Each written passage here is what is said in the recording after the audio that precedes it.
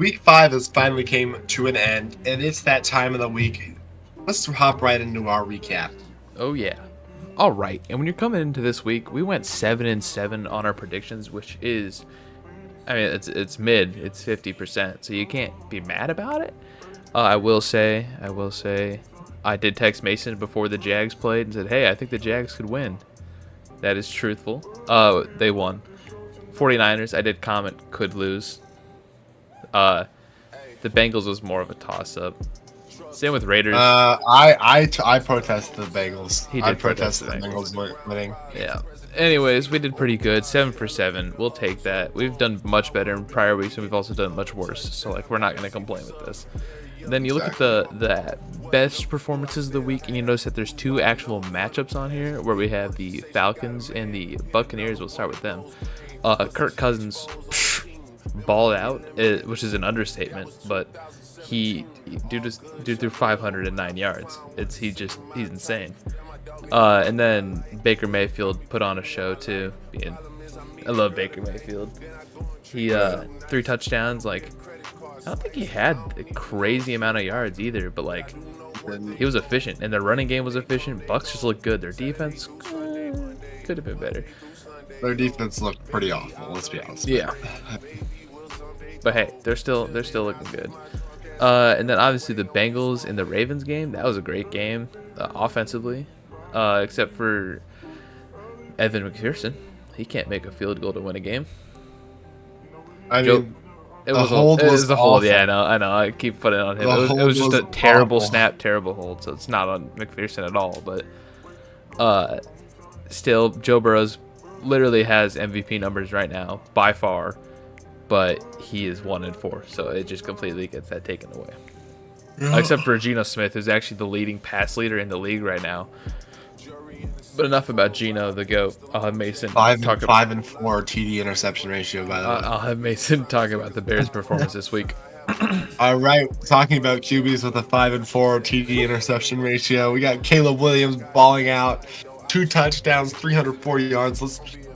Let's give him some kudos here. They finally figured out their offense, and they put up a 36 spot on the Panthers while only allowing 10 points. And I know a lot of people are gonna be like, "Oh yeah, it's the Panthers."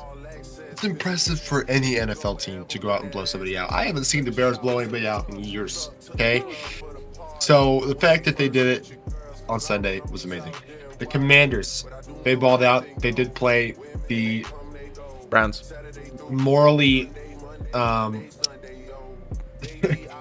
I don't even know how average you'd Cleveland argue. Browns to their standards, I wouldn't which even is horrible. Yeah, they're terrible. All right, their defense has taken the biggest dip in mankind, and it needs to be studied. And Jaden Daniels walked all over it. I think the bigger issue is Mr. Massage Man Deshaun Watson. He needs to be benched. He is. I've seen a ton of videos where he has a man wide open and he takes a sack. He's awful. I think eventually, within the next 3 weeks, they should bench him. But then we'll move over to the worst performances, where obviously the Browns are on here. We already covered them though. Then the Dolphins and the Patriots was a matchup, which was sad. It was horrible. It was so boring to watch. I was watching Red Zone, and every time it would come on, I'd take a little nap, wake back up when it's off. Then Raiders played. Raiders looked abysmally horrible. I was a Raiders believer going into the season. They just don't have a QB. That's it. I wouldn't even say that. I mean, let's be honest, okay? Gardner Minshew made it work in Indianapolis. He did. All right. What's the difference when he goes to the Raiders? He has a different offensive coordinator. Do you want to know who his offensive coordinator is? Tell him, Mason. The GOAT, Luke Getsy. The guy that got fired from the Bears for being such an awful play caller. And the Raiders hired him. And now Gardner Minshew looks like Dookie farts. That would make sense. That'd be the issue, because he has better receivers on the Raiders. He has a generational tight end who looks really good. Devontae Adams, who's like a top receiver. Jacoby Myers. Devontae Adams hasn't been playing. He just missed last week, I believe. That's it. 2 weeks. The last 2 weeks. Anyways, the Jets. Aaron Rodgers looked horrible. kind of, but at the same time, their head coach got fired after this game, so maybe it wasn't on Rodgers. But I will say, Rodgers literally broke his leg and then walked right back out just to try to clutch up. Hey, but at the same time, like the Jets have no run game. They haven't had a run game these past 2 weeks, and they're trying to run the ball instead of just putting it in Rodgers' hand and having him work. Yeah, I mean the Jets had every opportunity to win that game and knock Minnesota out of their 5-game winning streak. Crazy run they're on. Or 4-0, but then they just gave them the easiest 5-0 win. Yep. And then the Bills, they did not give up an easy win, but Josh Allen threw 9 for 30, so it's like less than 33%. Yeah, it was a horrible game for him. Actually, let me rephrase it. It was the worst game completion-wise, I think, of all time, over 30 attempts or something like that. It was sad. They didn't play bad. Like, they kept up. They just didn't play good. Or Josh Allen didn't play good. I think they had a run game. Then we'll go over to our contenders for the moment. This is our like little Super Bowl bubble thing. Obviously, Texans and Vikings are in there. Vikings especially. Texans just still look good. And Nico Collins is out now for at least 4 weeks, which might be an issue. But I think because of the fact that they brought Diggs in, they'll be fine. I have no worries about them receiving wise. Tank Dell will get more receptions now too. Yeah, Tank Dell will just move up to the 2, Diggs to the 1, and no issues there. Falcons obviously still look really good, and same with the Bucks. They lost, but I still think they have a chance at the NFC. The problem with them is their defense, but yeah, which will get torched by teams like the Lions or any other NFC team. I don't know. 49ers are on they're really iffy on here because they don't look amazing. No, they don't. And honestly, this is the worst that their offense has looked. Yeah, like defensively, they're still the 49ers, right? And like they still look good. 2 years. But yeah, their offense is a mess, honestly. That's not even like just injury related because Debo's been back for a couple weeks now. Just CMC's really, and Trent Williams are the only 2 that are really out, and they still look like a mess. But then KC, we've been saying this. I know they're 5-0. They don't look that good. I made a video on this and a bunch of people in the comments like, stats aren't everything. They win games too. Mahomes is having an awful season. He's 6-6 touchdowns and interceptions, which is it's not good. He leads the league, tied for first, but still leads the league. The Chiefs just look bad. They don't look good. They've been bailed out and they kind of rolled the Saints, but the Saints have been really bad these past couple of weeks. So yeah, either way, like Derek Carr under pressure just throws the ball up, and he's hurt now too, so he's out for a couple of weeks. So that'll be interesting to see what happens with the Saints. But Chiefs, I could see them losing, like finishing the season. They'd have to lose a lot, but like 9-8, like 10-7 or something. Like not a good record, but not like this. Everyone's like, oh, the Chiefs have Taylor Swift. They're gonna win every game this season, which they might because that seems what's gonna make them money. But then the Ravens, they brought it back this week, looked really good. We got to see one more week of this kind of play, then we'll move them in. Yeah. But I'd say out of the AFC, Ravens and Texans are the best 2 teams for sure. Power rankings, we're not going to go over all this.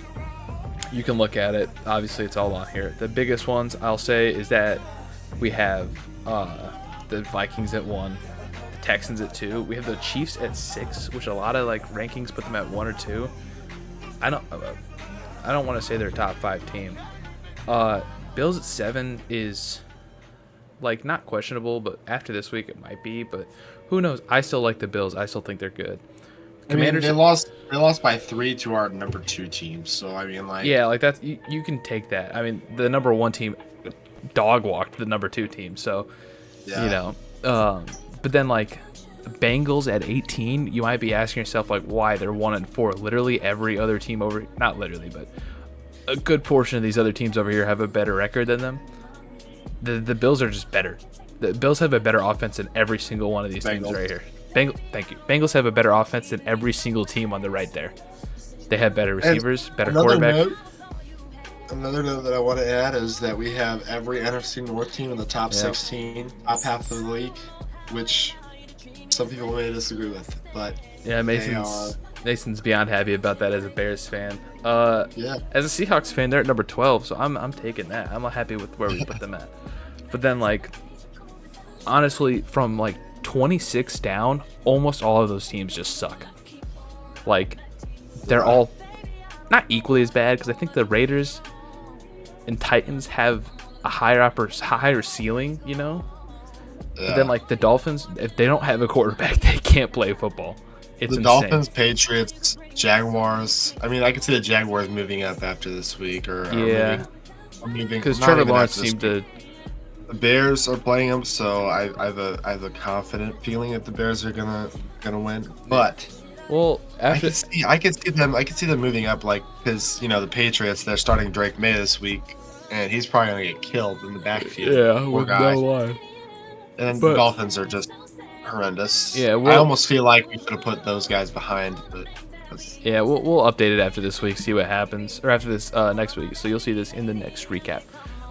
Little fantasy thing from last week. I predicted Jordan Love. He got 16 points. Jonathan Taylor didn't play, so if you played him, fully on you. I don't know why you would have.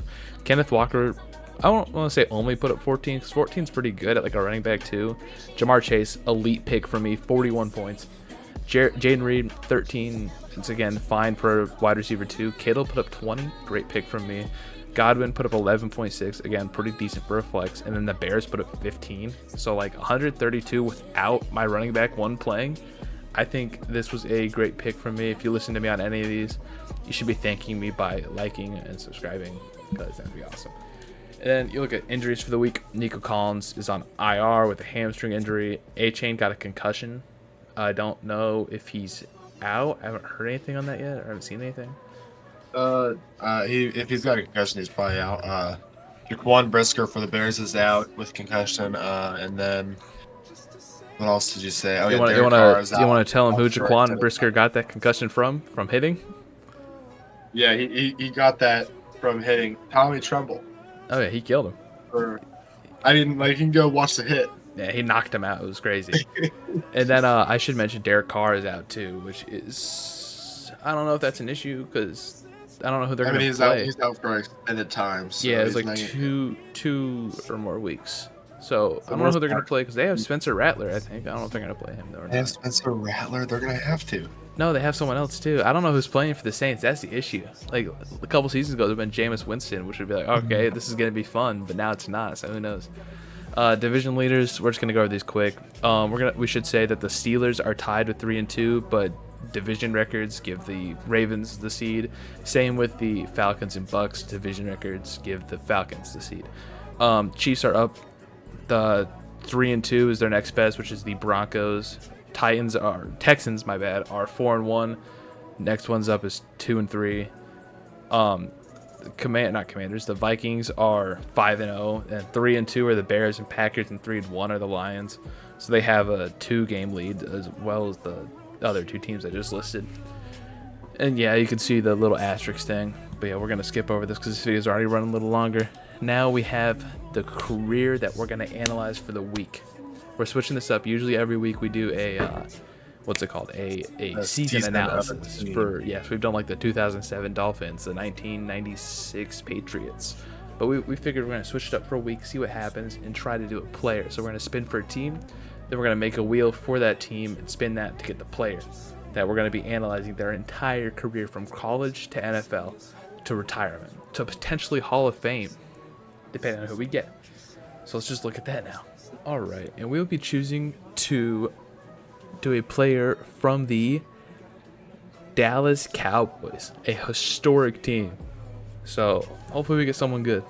All right, and we have a list consisting of a bunch of Cowboys legends, and the only current player on here actually is Dak Prescott. So let's see who we get, and we'll be covering Emmitt Smith. Emmitt Smith, man, that was actually crazy full. This is gonna be a crazy video come Saturday, so be looking out for that. All right, and we are gonna be analyzing Emmitt Smith for our video coming up this Saturday. Arguably the best running back of all time. If not, he's in the conversation at least. And yeah, I mean, this is gonna be a good video, so look out for that. And then finally, to wrap it up, we have our, we're not to wrap it up yet, we have one more thing after this, but our awards for the week. Best team of the week goes to the Bears. We already talked about them earlier. They put up a great game. Worst teams of the week, usually it's only supposed to be one, but all four of these teams played awful this season, or this week. I mean, this season's not incorrect either, but they've played awful this week, so we had to give them all the honor. Player of the week has to go to Kirk O'Chains. Dude put up 509 yards and won the game. You can't argue with that. And then fantasy player of the week, Jamar Chase put up 41 points, and he was that guy. I know people would be like, "Oh yeah, Bears player team of the week. They didn't even put the most points in the league." Like, it's not all. When you're talking about best team of the week, it's not all about the points you put up. It's about both sides of the ball, all three phases of football, and perfected all three phases of football in their game against the Panthers. That's why they're the best team of the week. They sure did. And then finally, we'll wrap it off with your takes. Falcons are the best team in the NFC South, according to 8 of you guys. Falcons are going to win against the Bucs, according to 2 of you guys. And then, do you think the Chiefs deserve their 4-0 record? 2 people voted, and they both said absolutely not. So it seems like 2 people no ball. Obviously, these are before like this week, so that's why it's 4-0, not 5-0. Anyways, thank you so much for watching. If you like what you watch, like, comment, subscribe. We love it to the day you die if you do. And yeah, I think that's about it. Mason, you got anything? Yep. No, just gotta say, I'll see you guys Later.